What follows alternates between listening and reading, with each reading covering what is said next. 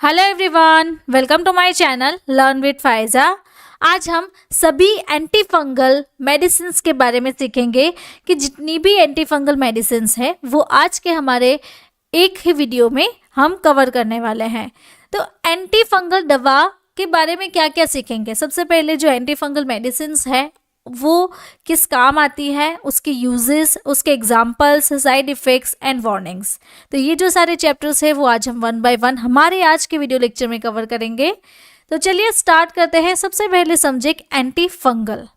तो anti fungal क्या है? तो एंटी फंगल एक ऐसे क्लास से बिलोंग करती है जो डिफरेंट फंगल इन्फेक्शन को ट्रीट करती है। जैसे कि अगर किसी को फंगल इन्फेक्शन हुआ है तो मेडिसिन के थ्रू उस फंगस के ग्रोथ को इनहिबिट कर देता है, यानी कि ग्रोथ को कम कर देता है और रिड्यूस कर देता है। अब उसके यूजेस के बारे में सीखें कि एंटी फंगल मेडिसिन किस किस रोग में काम आती है। तो यहाँ पे सबसे पहला है टीनिया कैपिटिस। तो आप यहाँ पे देखिए स्कैल्प में इस तरीके से फंगल इन्फेक्शन हो गया है और इस तरीके से इन्फेक्शन होना, या फिर रिंग वॉर्म इन्फेक्शन। तो रिंग वॉर्म में आप यहाँ पे देखिए इस तरीके से पूरी जो है वो रिंग बन गई है। तो आप यहाँ पे भी देख सकते हैं इस तरीके से डे बाय डे इसका ग्रोथ होता जाएगा।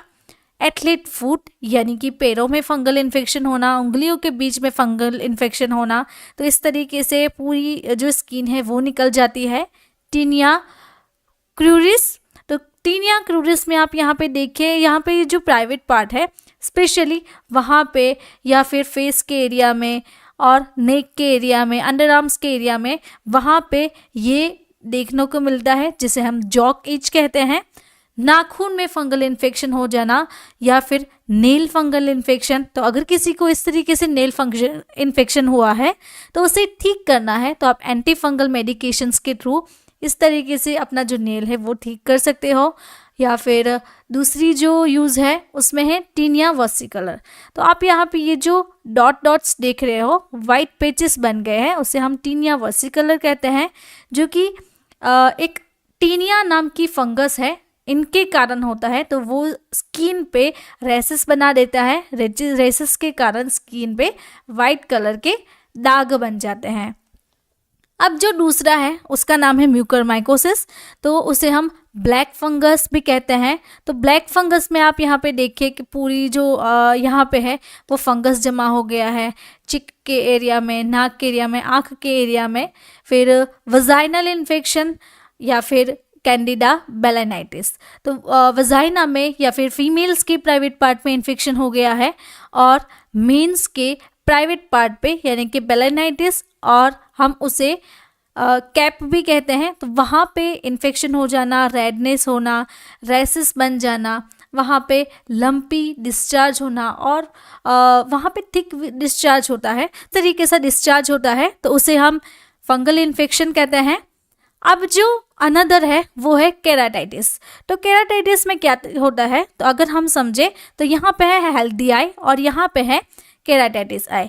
तो आप यहाँ पे देखिए इस तरीके से ये जो लेंस है वहाँ पे स्पॉट बन जाता है जिसे हम केराटाइटिस कहते हैं। इसके कारण आँखों में रेडनेस होना, एक्सेसिव टीयरिंग, आँखों में से पानी आना और ब्लरी विजन रहता है, आँखों में डिस्कम्फर्ट सा फील रहता है। तो ये जो सारे यूजेस है वो एंटी फंगल के यूजेस है। ये जो सारी डिजीजेस है उसमें एंटी फंगल मेडिसिन यूज होती है। अब एंटी फंगल मेडिसिन के एग्जाम्पल के बारे में सीखे कि किस में और कौन सी मेडिसिन कब यूज़ की जाती है। तो अगर किसी को टीनिया इन्फेक्शन हुआ है या फिर कैंडिडाइसिस हुआ है, फंगल इन्फेक्शन हुआ है, प्राइवेट पार्ट में इन्फेक्शन है, मुंह में इन्फेक्शन है, तो उसके लिए फ्लूकोनाजोल टैबलेट दी जाती है। तो फ्लूकोनाजोल ये एक सिंगल डोज थेरापी रहती है, वीक में सिर्फ एक बार इसका डोज रहता है। अब हम देखें कि फ्लूकोनाजोल आई ड्रॉप्स। तो आँखों में इन्फेक्शन के लिए आई ड्रॉप्स आप यूज़ कर सकते हैं। तो इसका जो डोज रहता है 0.3% टॉपिकली, यानी कि आँखों में केराटाइटिस हुआ है, फंगल इन्फेक्शन हुआ है, तो आँखों में दिन में 2 से 3 ड्रॉप्स आप डाल सकते हो। अब हम अनदर एग्जाम्पल के बारे में बात करें, जैसे कि इट्राकोनाजोल कैप्सूल। तो कैंडी फोर्स वो उसका ब्रांड नेम है, मैनकाइंड फार्मास्यूटिकल कंपनी बनाती है। तो इसका जो डोज रहता है वो 1 कैप्सूल दिन में एक बार या फिर 2 बार पेशेंट को दिया जाता है। अदर वेराइटी है कैंडिफोर्स 100, तो ये भी मैनकाइंड ही बनाती है, तो ये भी पेशेंट को प्रिस्क्राइब किया जाता है। अब हम वजाइनल टैबलेट के बारे में बात करें तो वजाइनल टैबलेट फीमेल के लिए स्पेशली होता है। तो ये जो फीमेल की वजाइना होती है वहाँ पे टैबलेट इंसर्ट करनी होती है। तो यहाँ पे आप देखिए क्लोट्रीमाजोल ड्रग की क्लोसिप नाम की ये एक टैबलेट आती है जो कि स्पेशली वजाइना में फंगल इन्फेक्शन हुआ है, वहाँ पे आपको रेडनेस है, इचिंग हो रही है, तो उसके लिए यूज़ की जाती है। अब हम क्लोट्रीमाजोल वीजेल यानी कि वजाइनल जेल के बारे में बात करें तो अंदरूनी आपको वहाँ पे इन्फेक्शन हुआ है तो उसे हम ठीक कैसे करेंगे।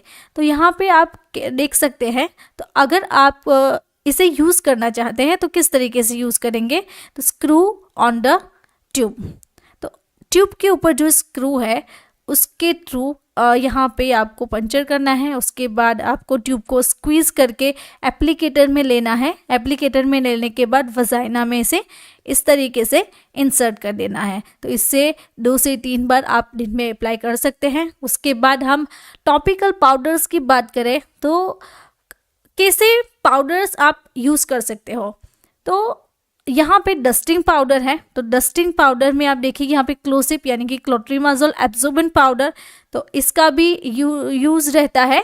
दिन में 2 से 3 बार आप स्किन पे अप्लाई कर सकते हैं। अब हम अनदर एग्जाम्पल के बारे में बात करें जैसे कि वोरिकोनाजोल, तो वोरिकोनाजोल यहाँ पे वोरिट्रोल 200 नाम से एक ड्रग है। तो इसका जो डोज है वो ओरल रहता है 200 mg दिन में 1 बार या फिर 2 बार। और कीटोकोनाजोल इसका भी सेम तरीके से डोज रहेगा, या फिर आप खाना खाने से 1 घंटे पहले या फिर 1 घंटे बाद ये जो मेडिसिन है वो पेशेंट को दे सकते हो। अब वोरिकोनाजोल इंजेक्शन के बारे में बात करें तो ये इंट्रावेनसली लगाया जाता है IV के थ्रू। तो इसका जो डोज रहता है 6 mg पर kg 12 आवर्स पर 2 डोज, यानी कि एवरी 12 आवर्स 2 डोज पेशेंट को देने के होते हैं। अब हम ऐसी मेडिसिन के बारे में बात करें कि किसी को हेयर में स्कैल्प में फंगल इन्फेक्शन हुआ है तो उसके लिए कीटोकोनाजोल शैम्पू बनाया गया है। तो एंटी डेंड्रफ और शैम्पू यहाँ पे है कीटोकोनाजोल। तो वीकली आपको 2 से 3 बार ये जो एंटी फंगल शैम्पू है उससे आपका जो हेयर है वो वॉश करना है, स्कैल्प को वॉश करना है।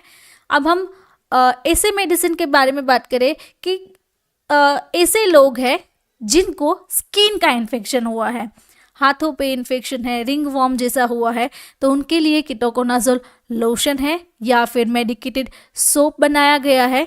तो ये भी आप डेली यूज़ कर सकते हो अगर आपको स्किन का सुपरफिशियल इन्फेक्शन है तब। अब हम बात करें टर्बिनाफोर्स, तो टर्बिनाफोर्स यहाँ पे आपको ये जो रहती है वो 100 mg डोज या फिर 500 mg डोज में रहती है। तो ये जो मेडिसिन है वो पेशेंट के पर kg वेट के अकॉर्डिंग 1 से 2 टैबलेट पेशेंट को प्रिस्क्राइब किया जाता है। अब वजाइनल टैबलेट और कैप्सूल्स की बात करें तो यहाँ पे है sertaconazole nitrate vaginal tablet 500 mg, fenticonazole nitrate vaginal capsule 600 mg and nystatin vaginal tablet. तो ये जो टैबलेट है वो स्पेशली रात को सिंगल थेरापी में इंसर्ट करने की होती है। आपको एक जो कैप्सूल या फिर टैबलेट है पर नाइट आपको 1 टैबलेट या फिर 1 कैप्सूल आपकी वजाइना में इंसर्ट करनी है और सो जाना है। अब हम ऐसे मेडिसिन के बारे में बात करें कि बच्चों में अगर इन्फेक्शन है तो उसके लिए नीस्टेटिन ओरल सस्पेंशन ब्रिटिश फार्मा के अकॉर्डिंग निस्टावेल नाम से बनाया गया है। तो बच्चों को स्पेशली ये जो ड्रॉपर है उसके साथ दिया जाता है। तो ये एक अच्छी मेडिसिन है ओरल सॉल्यूशन के लिए।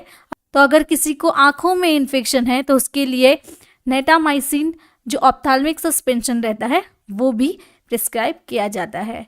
अब हम क्रीम्स और लोशन के बारे में बात करें तो यहाँ पे आप देख सकते हैं ज़ोडर्म ई क्रीम एंड ऑक्सीकोजेन लोशन।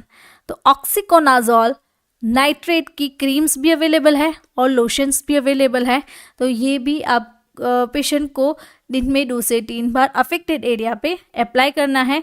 उसके अलावा एमोरोलाफिन एंड ब्यूटेनाफिन हाइड्रोक्लोराइड, तो ये भी ऑप्शंस में अवेलेबल हैं। अदर ऑप्शंस टर्बिनाफाइन HCl, कीटोकोनाजोल, तो कीटोकोनाजोल में 1% और 2% क्रीम रहती है, econazole nitrate cream and miconazole. तो ये जो सारी एंटी फंगल क्रीम्स है वो स्किन पे दिन में 2 से 3 बार अप्लाई कर सकते हैं। लुलिकोनाजोल, तो ये भी अच्छी मेडिसिन है। अगर किसी को हायर लेवल का फंगल इन्फेक्शन हुआ है तब ये लुलिकोनाजोल प्रिस्क्राइब की जाती है। उसके बाद साइक्लोपायरोक्स ओलामाइन क्रीम। अब हम अदर टैबलेट्स की बात करें जैसे कि पोसाकोनाजोल, तो पोसाकोनाजोल एक गैस्ट्रो रेजिस्टेंट टैबलेट है, 100 mg में अवेलेबल है। तो यहाँ पे अनदर वेराइटी भी है जैसे कि पोसाफोर्स, ये मैनकाइंड बनाती है। तो इसका जो डोज रहता है वो 300 mg पर डे का। तो आप यहाँ पे देखिए, यहाँ पे सिर्फ एक टैबलेट में 100 mg है। तो पेशेंट को दिन में 3 टैबलेट्स प्रिस्क्राइब की जाती है। अब हम साइड इफ़ेक्ट्स के बारे में बात करें, अगर कोई पेशेंट ये जो एंटी फंगल मेडिसिन ले रहा है तो उसे कौन सी साइड इफ़ेक्ट्स अपनी बॉडी पे दिखेगी, जैसे कि स्किन पे रेसेस बन जाना, एबनॉर्मल हार्ट रिदम। आप यहाँ पे देख सकते हैं कि हार्ट बीट जो है वो एबनॉर्मल रहती है, हार्ट की रिदम जो है वो चेंज हो जाती है। तो आप यहाँ पे ये भी देख सकते हैं एसिडिटी और हार्ट बर्न रहता है, या फिर कॉमन साइड इफ़ेक्ट्स। तो जैसे कि हम देखें nausea, vomiting, diarrhoea, headache, abdominal pain और ट्रबल स्लीपिंग, यानी कि सोने में परेशानी होना।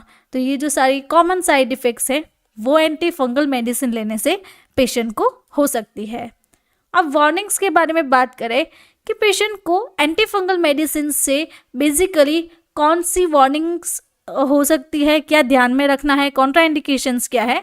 जैसे कि अगर आपको किसी भी तरह की सी एलर्जिक रिएक्शन है, पेशेंट को लिवर डिजीज़ है या फिर रिनल डिजीज़ है, तो ऐसे कंडीशंस में ये मेडिसिन्स आपको नहीं लेनी है, या फिर आपको एक बार अपने जो हेल्थ केयर प्रोवाइडर है उसे कंसल्ट कर लेना चाहिए। या फिर अगर किसी पेशेंट को ऐसा है कि उसे कोई मेडिसिन से एलर्जी है तो ये फ्लूकोनाजोल जो है वो पेशेंट ले सकता है। या फिर मैग्नीशियम एंड पोटेशियम ब्लड में कम अमाउंट में है, तो ऐसे लोगों को ये जो मेडिसिन है उसे ध्यान में रख के प्रिस्क्राइब करना चाहिए। तो अगर आपको मेरा ये वीडियो अच्छा लगा तो ये वीडियो भी अच्छा लगेगा। ऐसे ही डिजीज़ एंड मेडिसिन के बारे में आपको जानकारी चाहिए तो आप मेरे चैनल को सब्सक्राइब कर सकते हैं, या फिर कमेंट बॉक्स में कमेंट ड्रॉप करके भी मुझे डाल सकते हैं कि आपको कौन से डिजीज़ या फिर कौन से मेडिसिन के बारे में जानकारी चाहिए। Thank you for watching my video.